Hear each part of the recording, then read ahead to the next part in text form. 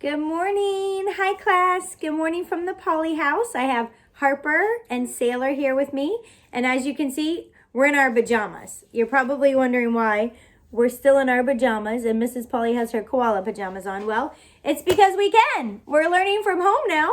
And if you want to leave your pajamas on all day, you can do that. And we're also in our pajamas because we're reading a story about a sleepover. I want you to think in your head about a time that you maybe had a sleepover with a friend or with a family member, maybe your grandma or grandpa. We're going to read a story about a little boy named Ira. It's called Ira Sleeps Over by Bernard Weber. Ira Sleeps Over by Bernard Weber. So there's only one person's name here, so we know that they're the author and they're the illustrator. So they drew the pictures too. I was invited to sleep at Reggie's house. Was I happy? I had never slept at a friend's house before. And there's Ira. Does he look happy? He sure does. But I had a problem. It began when my sister said, "Are you taking your teddy bear along?" "Taking my teddy bear," I said. "To my friend's house? Are you kidding? That's the silliest thing I ever heard. Of course I'm not taking my teddy bear." Bless you. And then she said, "But you've never slept without your teddy bear before. How will you feel sleeping without your teddy bear for the very first time?"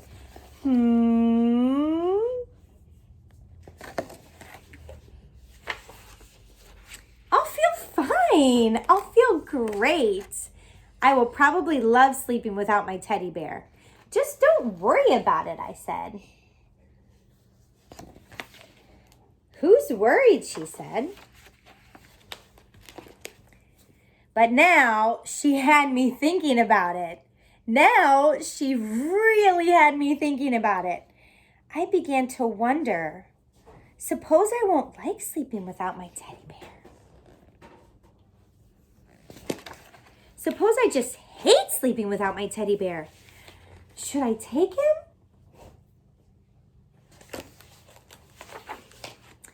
"Take him," said my mother. "Take him," said my father.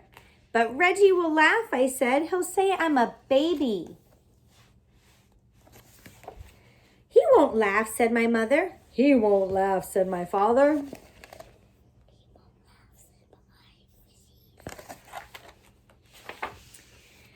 "He'll laugh," said my sister. I decided not to take my teddy bear. Look at him right there. How do you think he's feeling? Sad. Does look like he's feeling sad. He probably wants to take his teddy bear, but his sister is talking him out of it. That afternoon, I played with Reggie. Reggie had plans, big plans. "Tonight," he said, "when you come to my house, we are going to have fun, fun, fun. First, I'll show you my junk collection. And after that, we'll have a wrestling match. And after that, a pillow fight. And then we'll do magic tricks. And after that, we'll play checkers.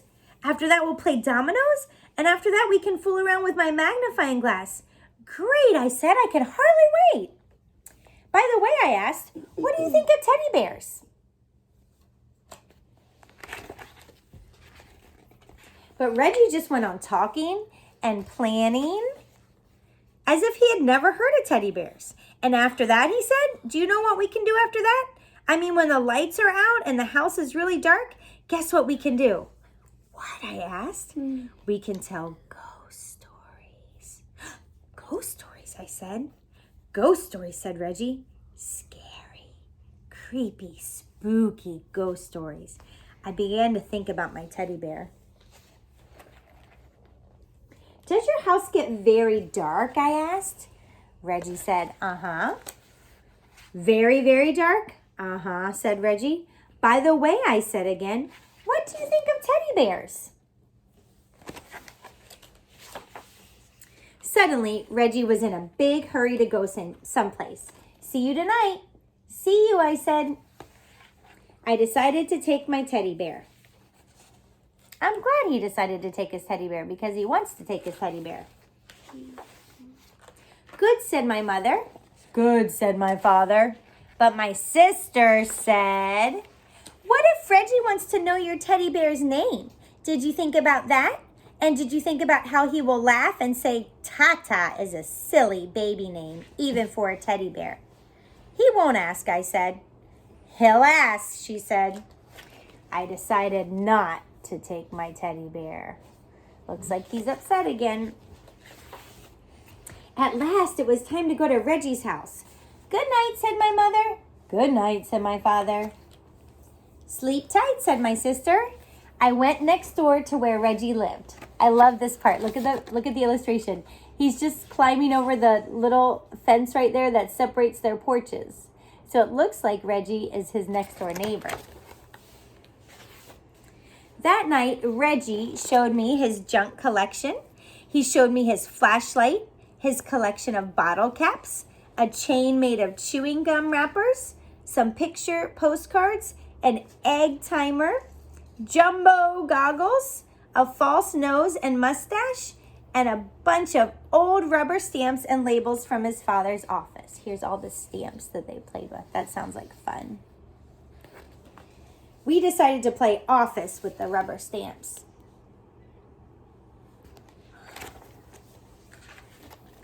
After that, we had a wrestling match. And we had a pillow fight. After that, Reggie's father said, bedtime. Already, said Reggie. Already, said his father. We got into bed. Good night, said Reggie's father. Good night, we said. Reggie sighed. I sighed. We can still tell ghost stories, said Reggie. Do you know any, I asked. Uh-huh, said Reggie. Reggie began to tell a ghost story. Once there was this ghost and he lived in a haunted house, only he did most of the haunting himself. This house was empty except for this ghost because nobody wanted to go near this house. They were so afraid of this ghost. And every night this ghost would walk around this house and make all kinds of clunky, creaky sounds. A-oomp, a-oomp, like that. And he would go around looking for people to scare because that's what he liked most to do, scare people. And he was very scary to look at. Oh, was he scary to look at. Reggie stopped. Are you scared, he asked. Uh-huh, I said, are you? What, said Reggie. Are you scared? Just a minute, said Reggie. I have to get something. What do you have to get, I asked. Oh, something, said Reggie. Reggie pulled the something out of a drawer. The room was dark, but I could see it had fuzzy arms and legs and was about the size of a teddy bear. I looked again. It was a teddy bear. I bet he's wishing he'd brought his teddy bear now. Reggie got back into bed. Now about this ghost, he said. Is that your teddy bear, I asked. What, said Reggie. Is that your teddy bear? You mean this teddy bear? The one you're holding, I said. Uh-huh, Reggie answered. Do you sleep with him all of the time? What, said Reggie. Do you sleep with him all of the time? Uh-huh. Does your teddy bear have a name? Does your teddy bear have a name? I said louder. Uh-huh, Reggie answered. What is it? You won't laugh, said Reggie. No, I won't laugh, I said. Promise. I promise. It's Foo-Foo. Did you say Foo-Foo? Uh-huh, said Reggie. Just a minute, I said. I have to get something. What do you have to get, Reggie asked. Oh, I just have to get something. The next minute, I was ringing my own doorbell. What do you think he's going to get? Can you guess? The door opened. Ira, everyone said, what are you doing here? I changed my mind, I answered. You what? Said my mother. You what? Said my father. You what? Said my sister. She was still up. I changed my mind, I said. I decided to take Tata after all. Remember, that's the name of his teddy bear. I went upstairs. Soon I was down again with Tata. My sister said, Reggie will laugh. You'll see how he'll laugh. He's just going to fall down laughing. He won't laugh, said my mother. He won't laugh, said my father. He won't laugh, I said, because Ira knows that Reggie has a teddy bear of his own. I came back to Reggie's house. I have a teddy bear too, I said. Do you want to know his name? I waited for Reggie to say uh-huh, but Reggie didn't say uh-huh. Reggie didn't say anything. Why do you think Reggie didn't say anything? Why didn't Reggie say anything? Because he was asleep. He's asleep. I looked at Reggie. He was fast asleep. Just like that, he had fallen asleep. Reggie, wake up, I said. You have to finish telling the ghost story. But Reggie just held his teddy bear closer and went right on sleeping. And after that, well, there wasn't anything to do after that. Good night, I whispered to Tata, and I fell asleep too. And that's the story of Ira Sleeps Over.